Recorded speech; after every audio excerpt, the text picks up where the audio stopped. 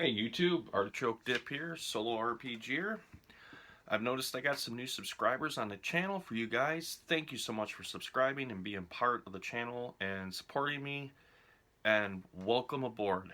We're happy to have you. And so, in this video, we're going to talk about world building and campaign settings.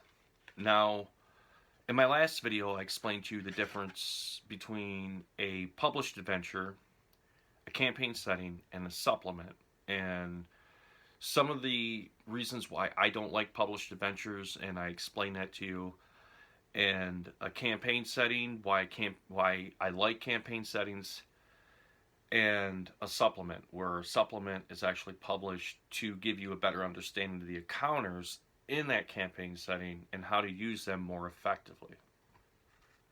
So as I was thinking about how to go about doing this video and creating it and making it very understandable, very easy to really get to the meat and potatoes of this topic, and not making it confusing for everybody. So I was going through some books that I have and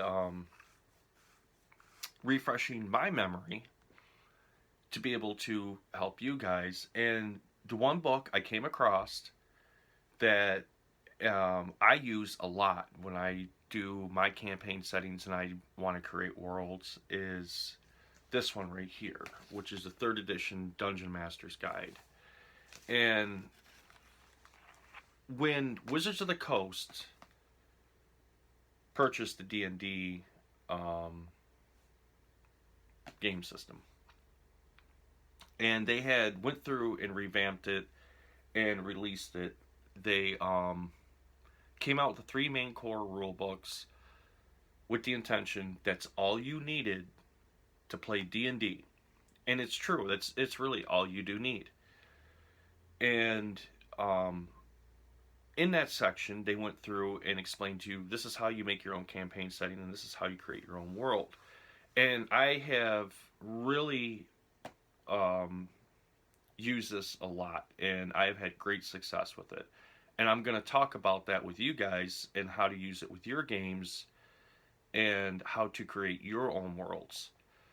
Now, I'm going to talk a little bit about the newer systems and how they've changed.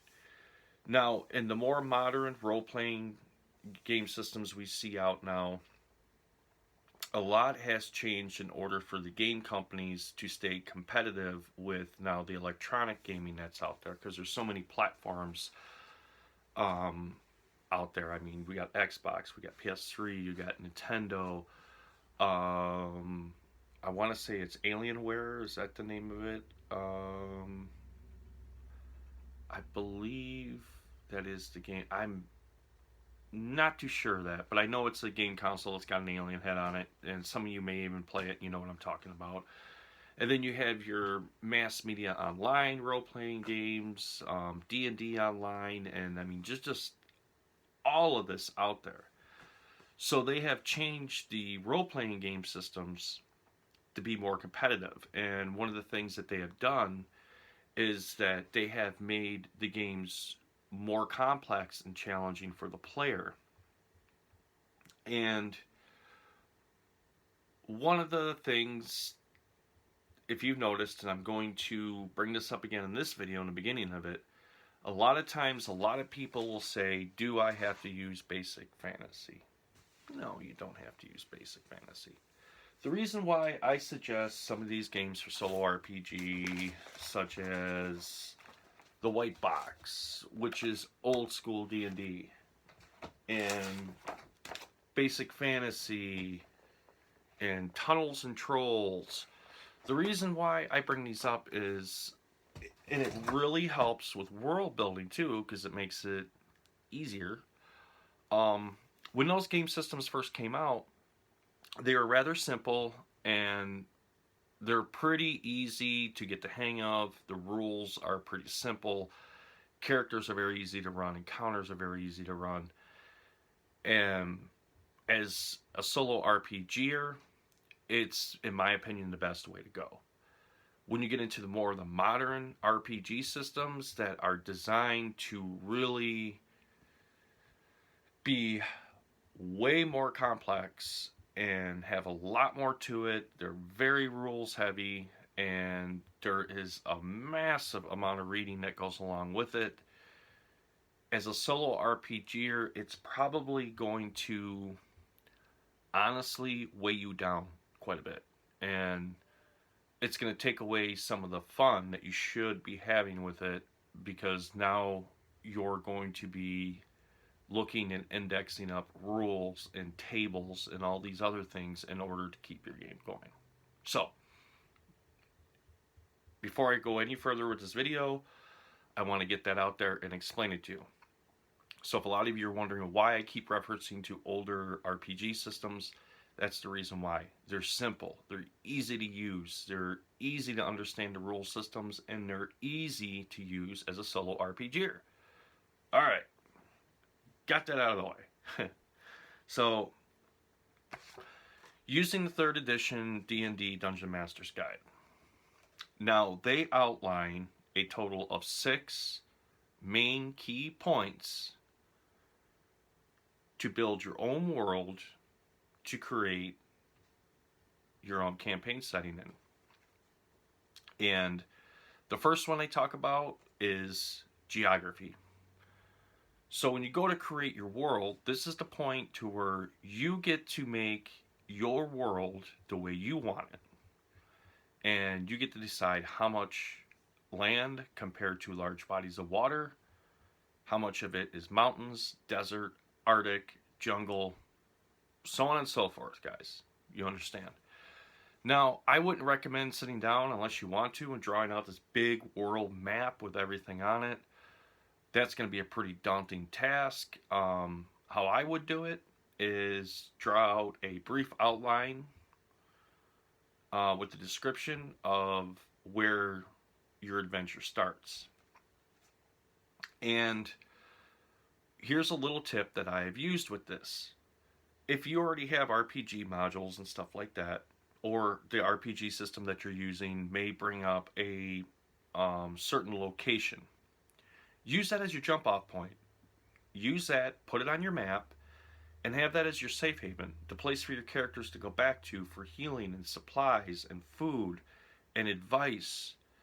And as you build your world and you're creating the geography and it's expanding, you're going to want to drop more safe havens in there and pepper them across the landscape for your characters to go to. So, first one, geography. Creating the world. Creating what your characters see around them. The second thing is the population. How are you going to populate the world? And what you have to decide, and it's up to you. Now, if you are like me and you have a favored race that you like to use in your RPG systems, for me, I love using half-elves and elf characters. Just for the fact that they get tremendous bonuses on their dexterity, and plus they're more favorable to use for magic classes. And that's just me. And when I started out, I used the human race a lot until, and in most RPG systems, the human race is the best one to use because you get the most amount of ability bonuses to them. But the other races out there offer just as excellent qualities to them, as far as the dwarfs, the gnomes, the halflings or hobbits, depending on the system you're playing. And I could go on and on and on and on. But population. So the first thing you got to do is you got to decide what is the dominant race in your fantasy world setting. Is it human, elf, dwarf, gnome, whatever. And when you make that deciding factor of what it's going to be, at that point, you're going to want to beef that race up a little bit. And you're going to want to add some bonuses into it for that race because it is the dominant race of that fantasy realm setting. Now, it also gives you, with the population, the option as you go through with your classes, and it gives you a chance to create new classes that are unique to that world, or to alter the classes that you already have in your game system to the way that you may want to play them in your solo RPG. You know, and tweak things a little bit to fit your world and your story narrative in your world. And it's very simple to do, or you can create a whole new race, or brand new classes. Maybe there's perhaps a character that you saw on a movie or in a television series or read in a book that you don't see in your RPG system, and you're like, it would be really cool if I had something like this.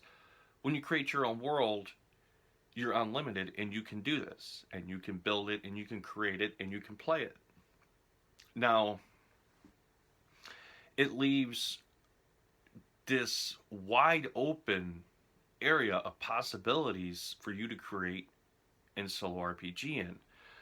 I'm going to give you a good example. If you look at the main core rule book in 3rd edition on an elf, it's going to explain to you what an elf is, its racial ability, bonuses, and penalties, and it's going to give you a brief outline of an elf. And so it kind of gives you the mindset that all elves are the same until you get into the Forgotten Realms campaign setting, to where it goes into all these different subspecies of elves, and it goes into the moon elves and the woodland elves and the dark elves, which also known as the drow elves, and there's all these different subcategories of elves. So when it comes to population, it really gives you the ability to go in there and tweak and alter your characters and your races to the way that you want to game and play them in your world, and build upon them or create new ones. So that was 2. First one was geography, second one was population. Third one is economics, currency. How do your characters make money? How is it spent? How do they accumulate it? Where is it found? So on and so forth. Now, typically most RPG games, it's gold, whether it's a gold piece or gold nugget or so on and so forth. And that's something that's really, it's kind of like a common knowledge across all RPG systems out there, really. I mean, when you look at it, and I like to think outside the box and think a little differently. And I'm going to give you an example here. So, what if you created a world and 80% of the world was not water, but land. 80% of it was land. Now, the other 20% was water, but of that 20%, only 3% of that world was freshwater. Now, at that point, you could use water, pure water, as a currency. Everybody would want water, and they'd be willing to trade magical items and other things to be able to get this water. And it would be able to put a spin on your world and really help you alter and create the economics and the value of everything based on this water source. And it's just an example. Or it could be perhaps in your world, copper is very, very scarce and extremely rare. So copper is the most precious metal known to these people in your fantasy world. It just goes to give you an example of what I'm talking about. And you're limited to your imagination what you want to make as your currency. And the unique thing about it, and one of the things I've noticed about fantasy role playing games, if we look at the story The Hobbit, where Smaug had stolen the treasure hoard and was just absolutely um, mesmerized in by gold. And if you look at fantasy RPG systems, that kind of carries over all of them. I mean, you got gold, gold's the main trading, and there's always, you got the red dragon that loves the gold.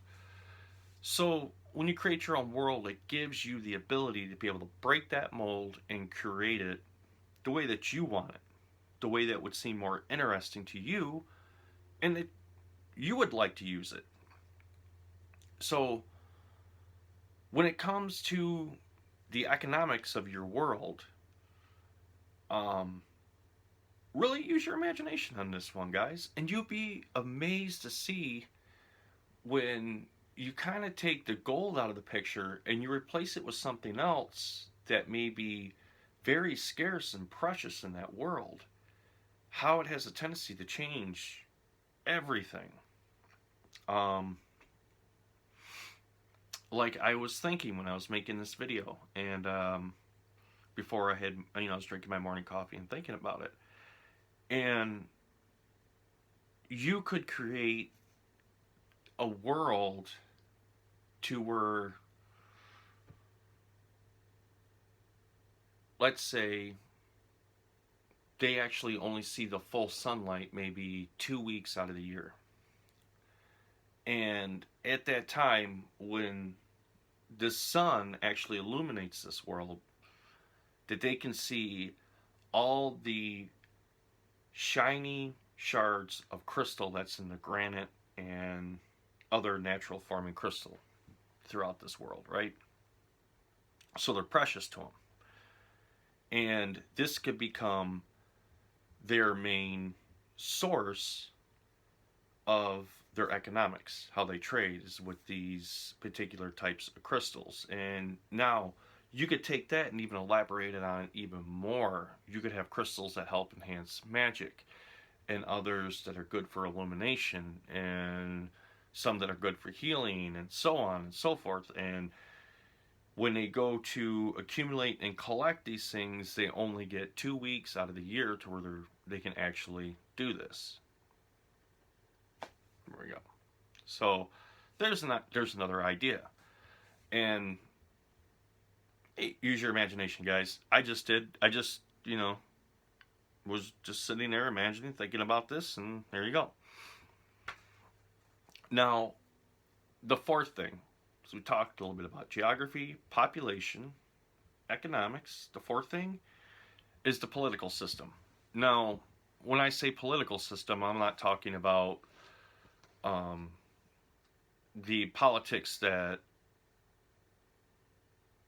what we would see on our news. I'm talking about, so across your world when you create it, the kings, are they tyrants? Are they just war-hungry, bloodthirsty warmongers? Or are they more like like a King Arthur, to where they are more noble and kind to their people? And so when you go to set this system up in your world, it's something you want to give some thought to. And of course, to keep things balanced, you don't want to make all of the rulers, right, all good and happy and everything, because, well, there's really no friction in the storyline. And it would kind of be like watching the Lord of the Rings and Frodo to go dispose of the ring without Sauron.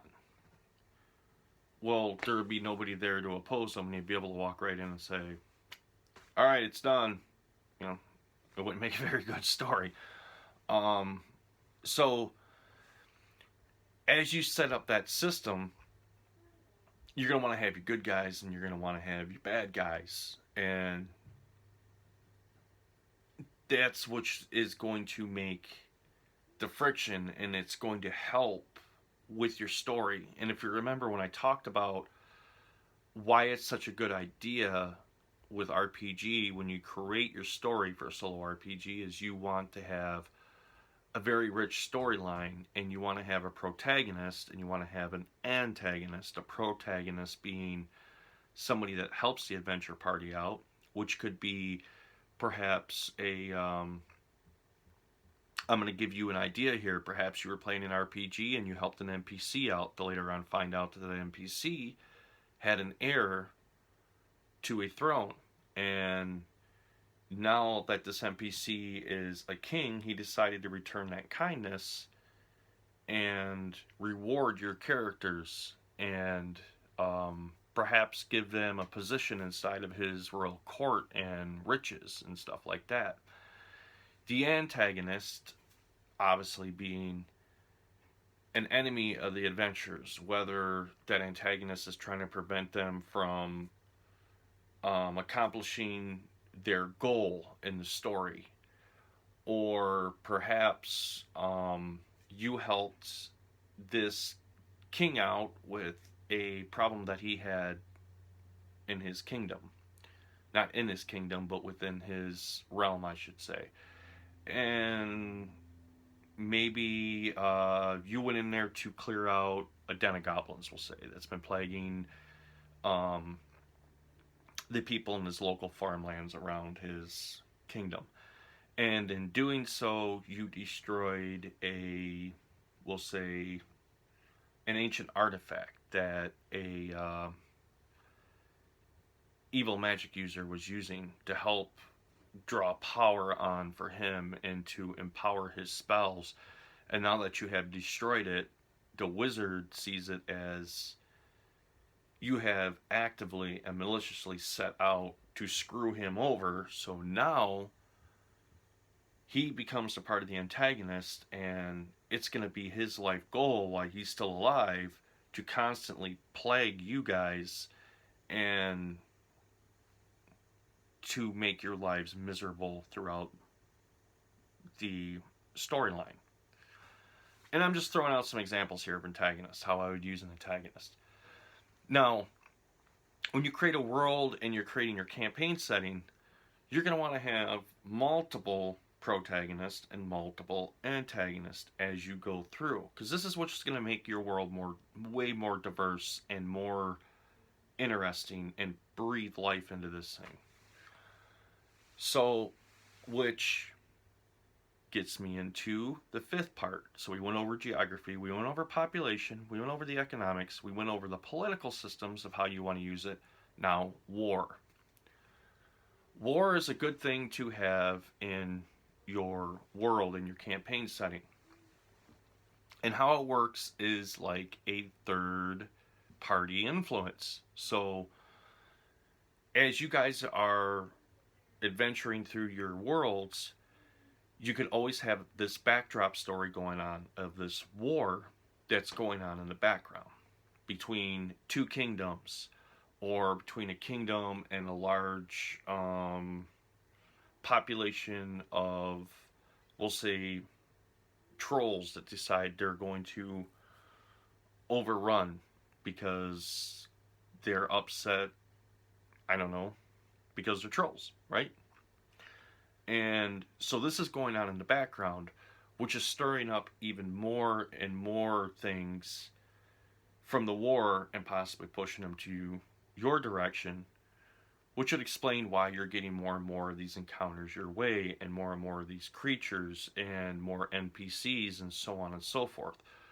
So war is always cool as a third party influence in your world to put in there. And it can also be used as a great starting point for a protagonist and antagonist as the war is going on. Maybe you choose a side to help this kingdom out because you and your party of adventurers really can side with his mindset of this debate, not debate, but this conflict that they're trying to settle. Maybe this king wants his people to be free underneath him and not be burdened underneath taxes, and to be able to have the choice if they want to have multiple temples of their deities within his kingdom, rather than having one deity that this king is the only one that he believes in and everybody he thinks should believe in his deity. And maybe your PC's aligned with him, and now this other king sees you as a threat or perhaps a traitor, and now he's become the antagonist and has vowed to constantly plague your PCs throughout the storyline. And in doing so with that, what it actually also helps do is it creates more character classes. So now you could go into this and you could create a whole new class of character on the good king side and the bad king side, and put those into your story world and create NPCs and more characters to be used. Just to give you an example. So that's how I like to use war when I create my worlds, is it's a backdrop, like a third-party influence of what's going on in the background. And of course, with the war and a war going on in the background, it's a really good point to help explain as events come up in your world how they're affected or could be affected or related straight back to the war. And it really helps with the storyline and move things along. And that's the way that I like to use the war backdrop in my worlds. And it's very cool. It's a very cool way to do it, and you have to use it. You actually have to make a few solo RPGs, play through them, and use a backdrop of the war in the background. And you'll see after a game session or two how it actually works out well, because, like I said, you can create a whole new area of characters to be able to use specifically for that world. So, we covered geography, we covered population, we covered economics, we covered the political system, we covered war, and the last one that they talk about is religion. Now, this is the point to where when you create your fantasy world, you can make a decision about religion. How does religion affect your characters?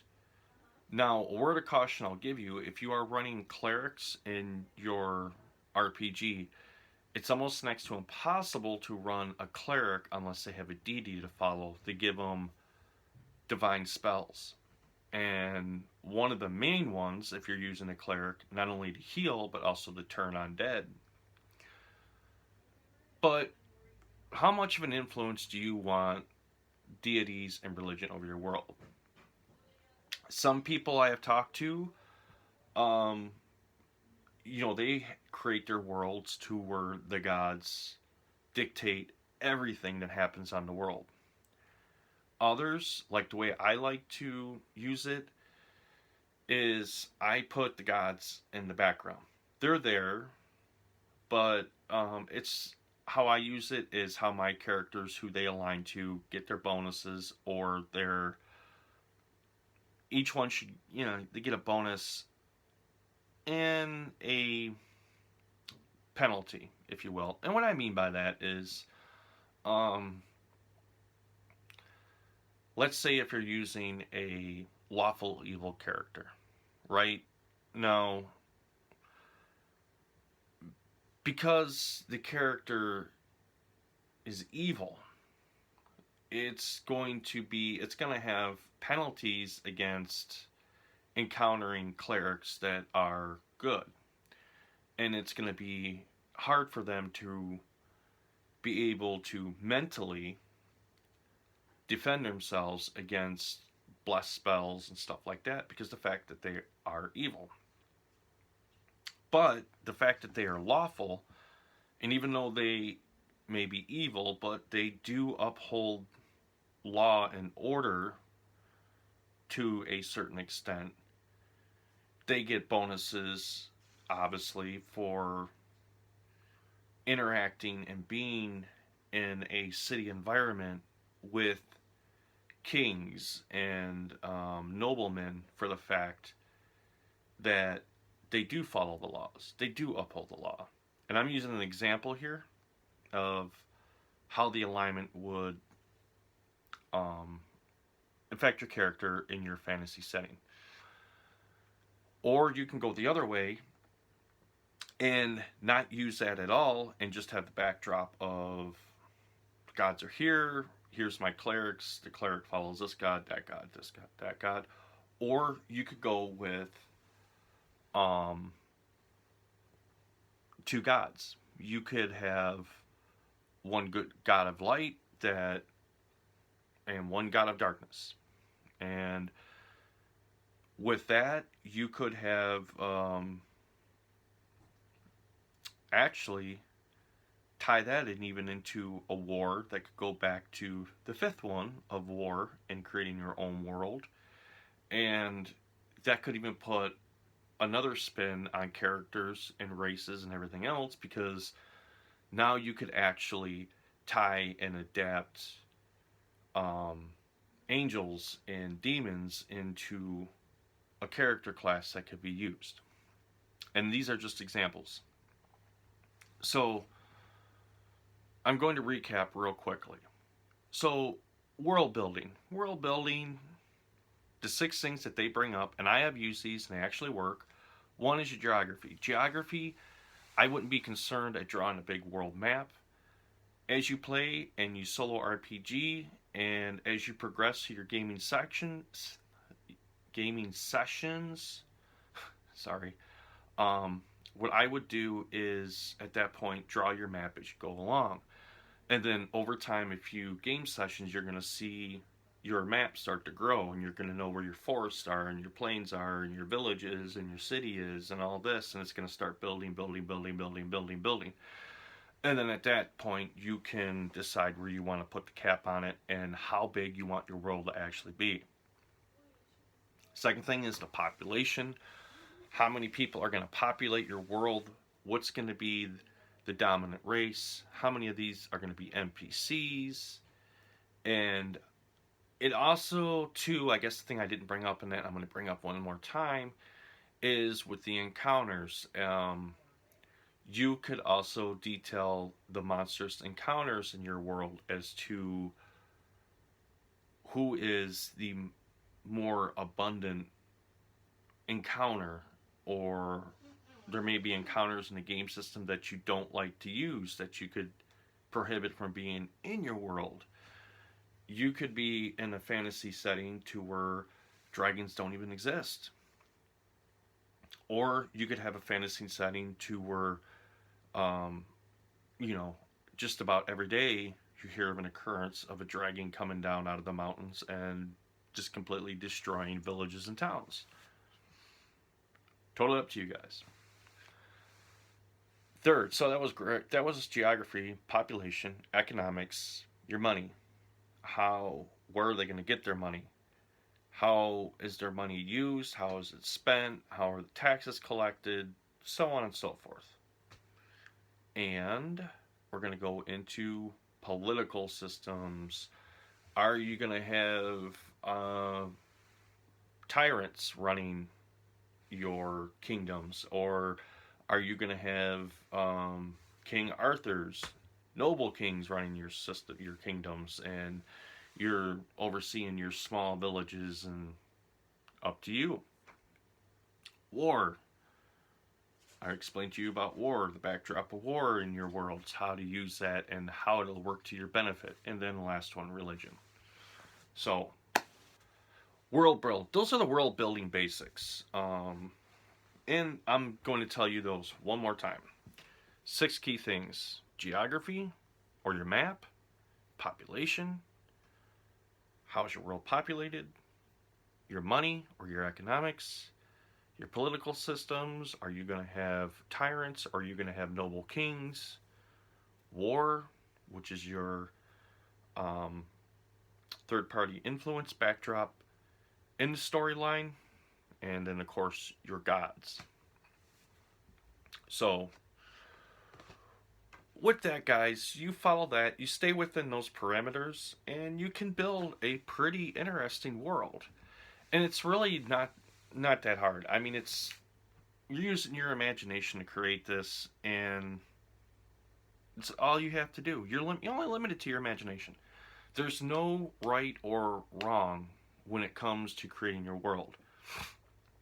And that's the first thing you got to understand. This is your world, your fantasy setting for your game, so there is no right or wrong. It's your world and create it how you see fit to use.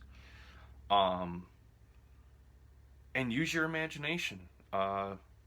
Use books. Pull upon movies. Maybe there's memorable characters or a memorable.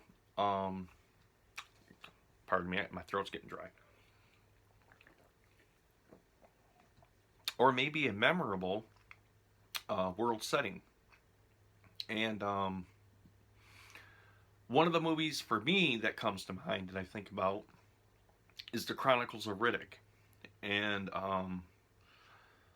that Arctic plane that he was on. And it was a barren wasteland world, just frozen under ice, filled with caverns and caves. You know, that's very cool. You could take something like that and put that into a small part in your world. And it would have its own microclimate as to what affects it. Or perhaps a certain aspect of a deity may align itself, let's say, with cold and death, and its influence is what creates that weather event. And that's how simple it is, guys. That's just really how simple it is. So go out there, you know, watch some movies, grab some books, some of your television shows. Start pulling on some ideas of how you would like to see your fantasy world for your characters to play in, and start creating your campaign systems and start building them. Now, don't feel pressured that you have to do this in like a certain time frame or over the course of a couple of days, because you won't. You know, the majority of even published campaign settings that are out there have been homebrew systems that people have sat around and played and tweaked the rules over years and years of playing these things until they made this world that they love to play in, and it has been published. And a lot of other people enjoy to play in them too. So,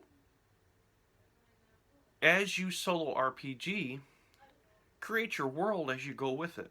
And then over time, you're going to have your own campaign setting. You're going to have your own world, your own characters, everything tweaked to the way that you want it and you enjoy to play it, rather than using the basic, how do I put this, the basic profile of the races and the characters given to you in that manual to say, this is the game system, this is how we created the characters to be most balanced to everything used in this book, here you go. Now you can take that and alter it and make it to your world. And to keep everything fair, well, I'm not going to say fair and balanced, I'm just going to say to keep everything pretty well balanced. I mean, when it comes to open-ended RPG systems, the whole thought of fair really doesn't even apply. I mean, fair would go, now I'm thinking about it, would go back to if you're playing Monopoly or something like that. So, yeah, let me get that out of the way. No, open-ended RPG. Fair is completely out the window. But it'll help you guys really create that world and allow it to grow and grow. And I'm going to tell you again, I really stress on this, how I explained in my earlier videos, is you have to take good notes of your gaming sessions, whether you're breaking them up into a chapter or however you do that, those are your best sources to go back to start creating your worlds and start reading back through them and getting an idea of the history and NPCs you've met along the way and everything else to start building your world and start peppering this world and expanding it out to grow it. Uh, and the last thing I'm going to tell you, and I said it towards the beginning of the video and I'm just going to reiterate it.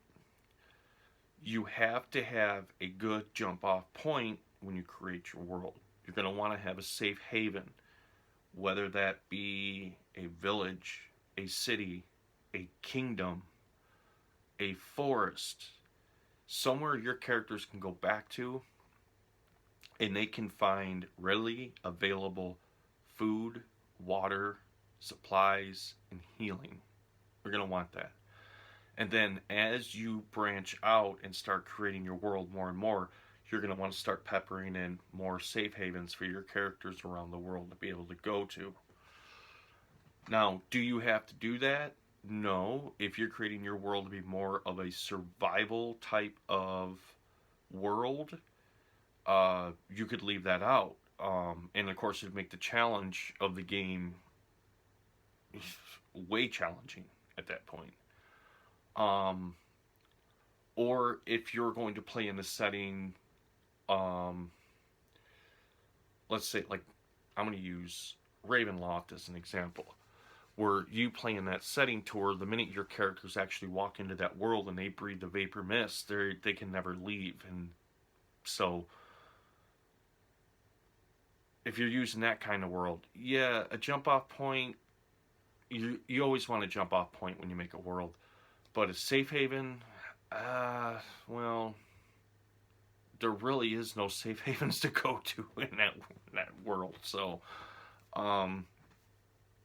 now, it would be really easy if you're using a modern game system to create that. Obviously, if you're using a futuristic sci-fi system, you could have your safe haven jump off point could be a large ship, could be an outpost somewhere, could be something like that. You know, it's all up to you. It's up to your imagination. And then that gets me into if you're using horror, gothic horror. And same thing. I mean, you're going to keep the same idea to that as you build the world. You're going to want to have a jump off point, a point to where your characters have originated and started in this world, a protagonist, somebody that they can go to for advice and healing and supplies when they need it, and then of course your antagonist, somebody to basically keep everything, how do I put this, the friction going in the story so it's constantly going like this. And it's very important, very important. The last thing I'm going to tell you about building worlds in solo RPG is story. Story is the most important thing to all of it. Otherwise, guys, you're just rolling dice. So, and the story doesn't have to be something elaborate. You don't have to be Stephen King and have to write a novel. But with the idea of the story, even for your world, you want to have a basic overview of what it's about. Why are they there? Why are they taking this quest upon them to go out and to complete this quest? Why? What motivates them to do that? So you want to have that good storyline there to also help not only create your world, and your world will make sense, and particularly if later on you decide that you want to join a game group and perhaps play with other people, or perhaps you want to DM at some point and have other people join, and you want to say, hey, I want to use my world. You want to be able to have that story to really captivate everybody's imagination, and even if you're solo RPGing, and draw you in. So, story is important. Story, story, story. Which gets me back to, don't be afraid to draw on some of your influences in your books, television series, movies, whatever that character is that captivates your imagination and pulls you in. Don't be afraid to take that and use it and change it up to you so it'll fit into your story narrative and into your world. And that's right there, guys. World building 101. The 6 major things. I'm going to say 7. They say 6. Out of the DM guide, I say 7. I'm going to say number 1, story. 2, your maps or your geography. 3, your population. 4, your economics. 5, your political system. 6, third-party influence of the war dropped in the background. 7, religion. And that's how I go about doing it. You use those 7, you stay inside of those 7, and you're going to be able to create a world quite rapidly. And, just like I said, do it slowly over time. Give yourself several game sessions and let the world build and begin. And the very cool thing about this idea is if you're actually playing a, let's say, a solo adventure, and perhaps you've gotten to the point to where you're kind of getting bored with maybe just a dungeon delve and you want to do something more. By creating your own world, you have the option to be able to say, okay, I want to go out here and check out this ancient marshes of the dead, we'll say. So then at that point, it really gets the creative juices flowing, and you can curate this whole entire area and give yourself a brief outline. This is the way the marsh looks. This is what to expect. This is blah, blah, blah, blah, blah. Your encounters, boom, boom, boom, boom, boom, boom, boom. And then a lot of times, like what I'll do when I play my solo RPGs and I you'll encounter some certain perhaps antagonists, and it'll give you an idea later on how to take that, mold it, and create a new character class or create a new character for your world. And it really works. I hope this video helps. You know, I've tried to explain world building the best way I can. If you want some more information on it and you want to learn more about that, I suggest you pick up this book, The Dungeon Master's Guide, 3rd edition. And it gives you a wealth of information, encounter tables. I mean, there's a lot of good stuff in here. And don't think because it's for 3rd edition that it can only be used for 3rd edition. There's a great deal of information in here that you can use for really any of your game system, because it'll give you a lot of suggestions for gaming, just gaming in general. And I think now you can find this pretty cheap. And I haven't particularly honestly shopped for it because I own it, so I would suggest Amazon. Probably your better place to look would probably be eBay or Noble Knights. And that's one I haven't talked about. Noble Knights tour a lot of older out-of-print game systems. If you're looking for them, you can find them there. And you can get them pretty reasonable. And what I mean by reasonable is you got to understand they're out of print. They don't make them anymore. So if you want a decent copy, you're going to pay a little bit of money for it. But I'm talking about other game systems. This one right here, I'm almost willing to bet you could probably pick up a decent copy of this. $15 now.